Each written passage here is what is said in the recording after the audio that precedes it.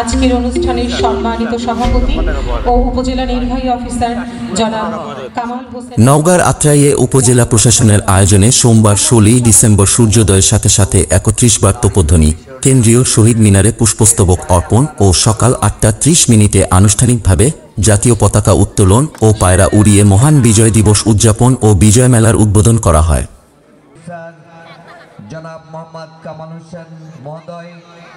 দুপুর 12টায় উপজেলা পরিষদ অডিটোরিয়াম হল রুমে বিজয় দিবস উপলক্ষে মুক্তিযোদ্ধা ও শহীদ পরিবারের সদস্যদের সংবর্ধনা দেওয়া হয়েছে।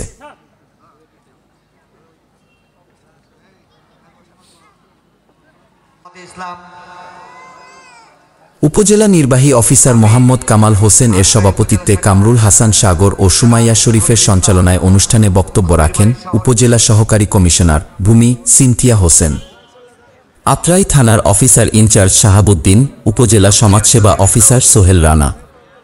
অনুষ্ঠানের আলোচনা সভায় অন্যান্যের মধ্যে বক্তব্য রাখেন আত্রাই উপজেলা শাখার বাংলাদেশ জামায়াতি ইসলামী আমির ও পাচুপুর ইউনিয়ন পরিষদের চেয়ারম্যান সাংবাদিক খবিরুল ইসলাম, উপজেলা বিএনপির সভাপতি এস রেজাউল ইসলাম রেজু, সাধারণ সম্পাদক মোহাম্মদ তসলিম উদ্দিন সাতকদার, সাংগঠনিক আবু বক্কর সিদ্দিক, বীর মুক্তিযোদ্ধা আব্দুল মান্নান, বীর মুক্তিযোদ্ধা আব্দুল মালেক মোল্লা, বীর মুক্তিযোদ্ধা মোহাম্মদ আনিছুর রহমান, মুক্তিযোদ্ধা প্রজন্ম সন্তান ফজলে রাব্বি জুয়েল, সঞ্জয় কুমার দাস সহ আরো অনেকে।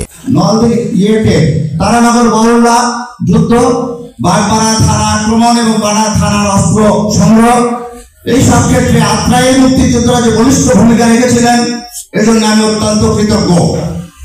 এবং আপনাদের আমরা মুক্তিযোদ্ধার সংখ্যা এত কমে যাচ্ছে দিন দিন যে আমরা পরস্পরের প্রতি পরস্পরের শ্রদ্ধা, পরস্পরের প্রতি পরস্পরের ভালোবাসা যেন কমে যাচ্ছে। মহান বিজয় দিবস বাংলাদেশের ইতিহাসে একটি গুরুত্বপূর্ণ আজকের দিন।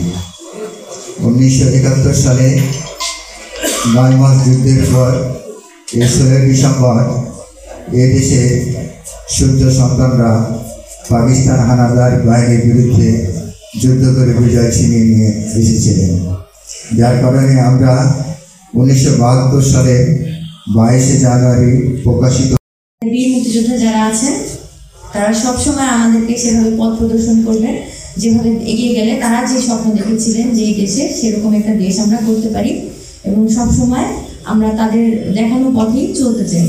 আপনারা সুস্থ থাকবেন এবং অনেক ভালো থাকবেন। আর আমাদের স্বাধীনতা যুদ্ধে যারা যতটুকু যারা হচ্ছে আমাদের মা বোনেরা যারা আছে, শুধু আমরা বলি যে ওনাদের সম্ভ্রমের বিনিময়, কিন্তু এমন মায়েরাও তো আছেন যারা রান্না করে খাইয়েছেন, যারা লুকিয়ে রেখেছেন, ঘরে থাকতে দিয়েছেন, ওটাও কিন্তু অনেক বড় সাহসের বিষয়। কারণ ওই সময়টাতে তার জন্য এই সাহসটুকু দেখানো অনেক বড় বিষয় ছিল।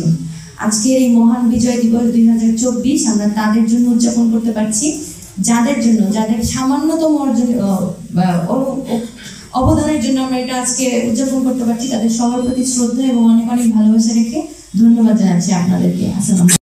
এবং অমূল্য ত্যাগের মাধ্যমে আমাদের রাষ্ট্র, আমাদের সংস্কৃতি, আমাদের ভাষা, আমাদের জীবনধারা সবকিছুই আমাদের বীর শহীদদের ত্যাগের ফলস্বরূপ আজ সুসংহত।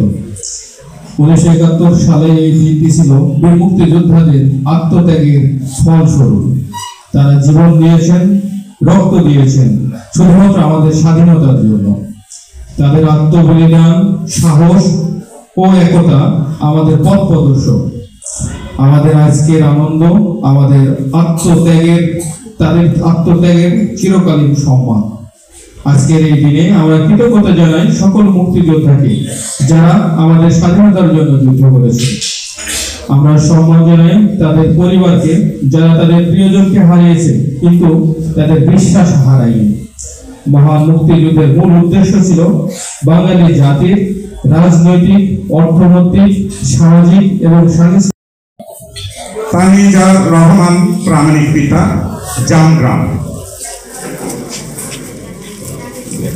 এরপরে আমি আব্দুস সামাদ প্রামাণিক, পিতা মোহাম্মদ সাবেক প্রামাণিক, উত্তর